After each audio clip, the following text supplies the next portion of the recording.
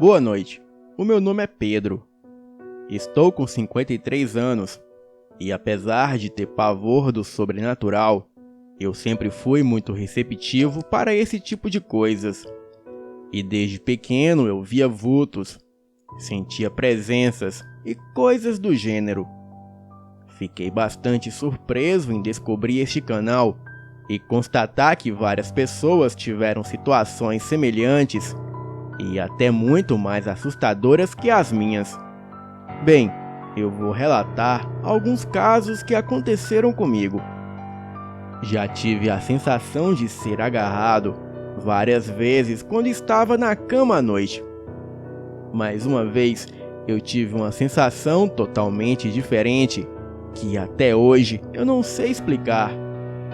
Foi mais ou menos em 1993. Eu estava deitado na cama da minha mãe e estava acordado olhando para o teto. Eu lembro de ter olhado a hora e fechar os olhos. E nesta época eu tinha um pouco de insônia e estava bem acordado. Mas de repente o meu corpo enrijeceu todo e eu fiquei paralisado. Eu me sentindo vendado, amarrado e amordaçado em um lugar frio no meio de um matagal. O mais estranho é que eu via tudo sem enxergar. E mesmo de olhos bem fechados e sabendo os lugares de tudo no meu quarto. Bem, eu estava jogado no chão e tinha mais 6 ou 7 homens com roupas pretas.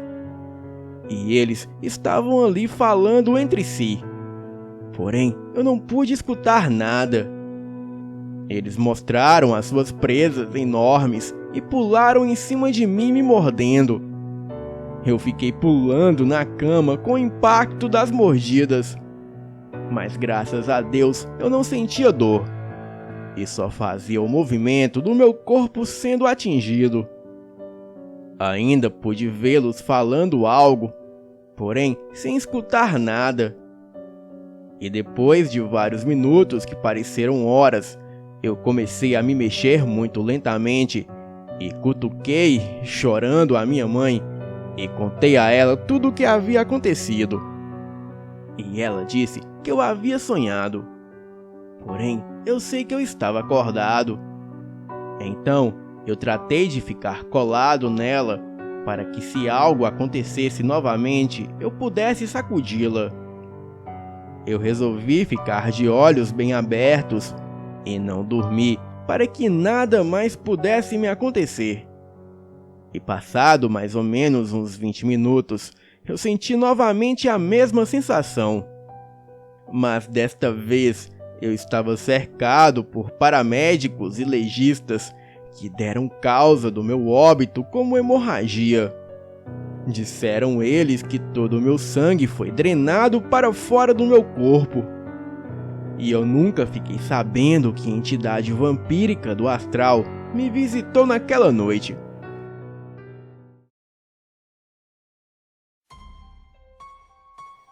Bem, contarei aqui o que aconteceu na minha viagem para Teresópolis. Teresópolis é uma cidade na região serrana do Rio de Janeiro. Eu ficava com uma moça que tinha uma casa lá, dentro de um condomínio fazenda, onde a maioria das casas são sítios. A família dela, mãe, pai, irmãos e irmãs e os respectivos namorados, haviam me convidado para viajar com eles. A Ana resolveu não ir naquele dia, pois ela era sempre do contra. Mas como a mãe, o irmão e a irmã dela me adoravam, me obrigaram a ir sozinho e esperar por ela lá. E como eu adoro viajar, eu aceitei. O sítio não é muito grande, mas tem 2 andares com 2 quartos em cada andar. Os pais dela e a irmã e o namorado ficaram no primeiro andar. E o irmão dela e a namorada e eu ficamos no segundo andar. Obviamente eles em um quarto e eu no outro. O quarto em que eu fiquei haviam 2 camas. uma ao lado da janela, quase embaixo dela, e a outra ao lado da porta do outro lado do quarto. O teto era um pouco baixo e era muito escuro, de tal forma que à noite não se enxergava nada dentro dele.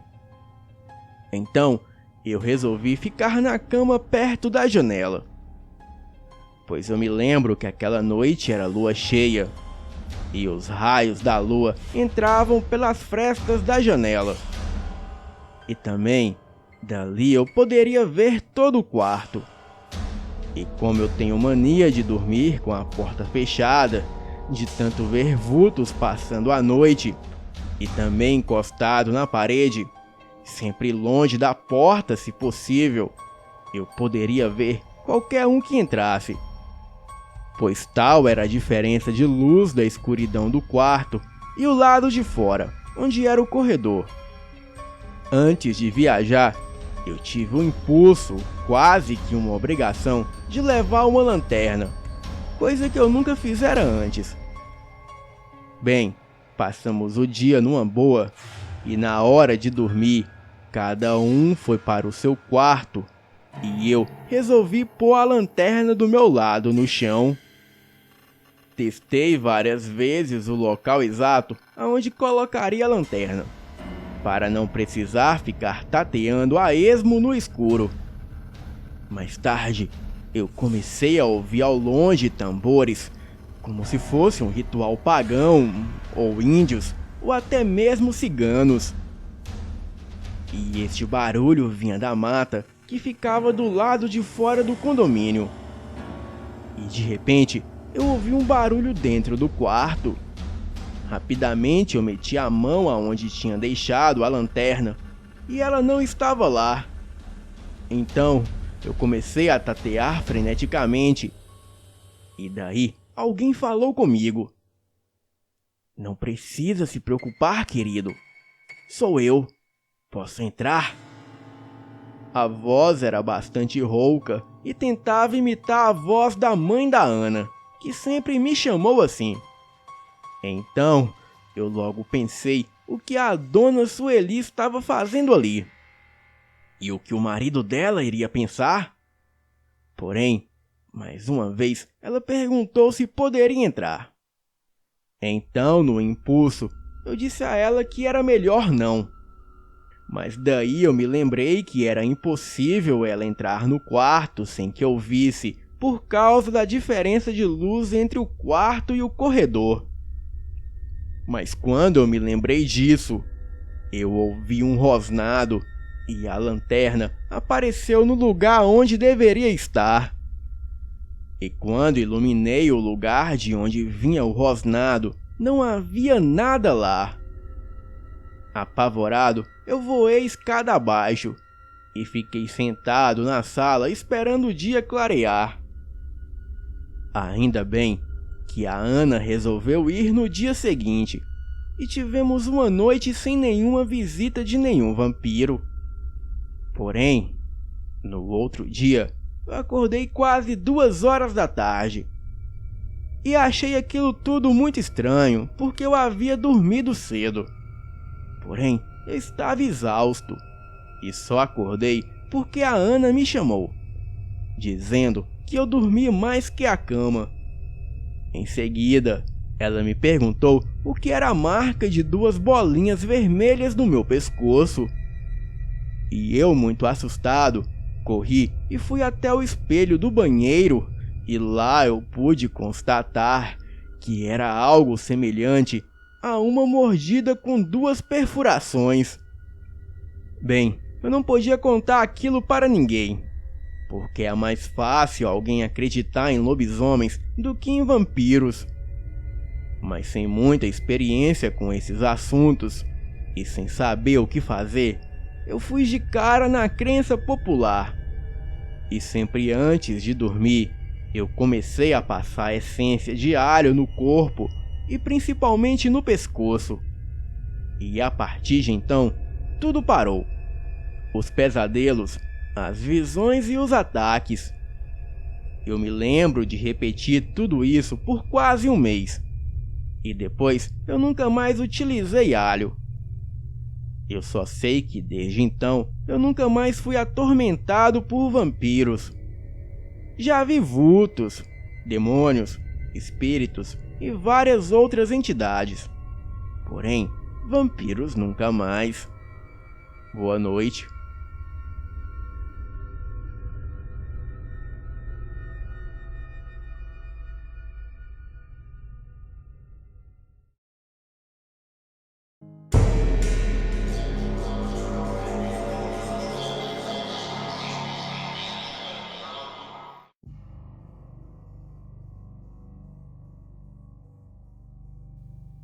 Valdemir Gomes de Oliveira é o nome de um veterano taxista, morador de Ipaussu, São Paulo, que por muito pouco, no final de fevereiro de 1973, ele não teve o seu sangue sugado por uma criatura que ele disse ser um vampiro.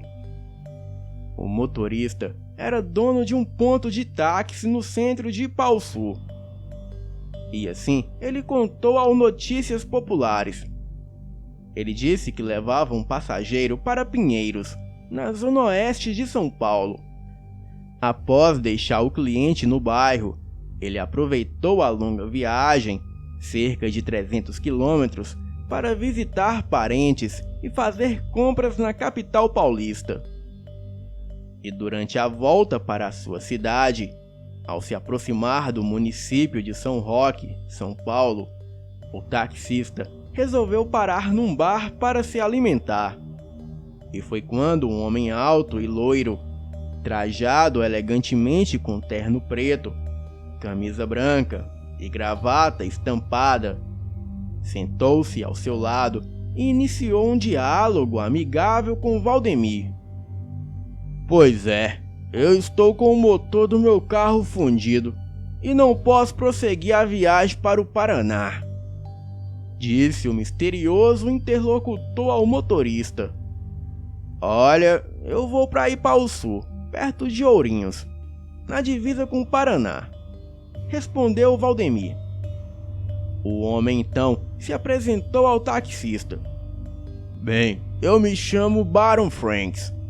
Eu sou médico, viúvo e tenho 56 anos, mas não exerço mais a minha profissão, contou. Pois não, com muito prazer eu levarei o senhor até Ipaussu, disse o taxista.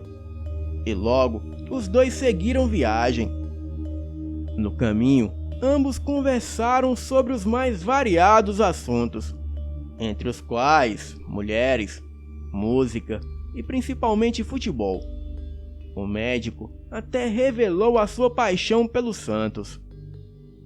Bem, já se passava das 2 horas da madrugada e a lua brilhava redonda quando os dois chegaram num trevo de acesso a Ipaussu, no quilômetro 350 da rodovia Raposo Tavares. Valdemir então diminuiu a marcha do carro e parou num acostamento.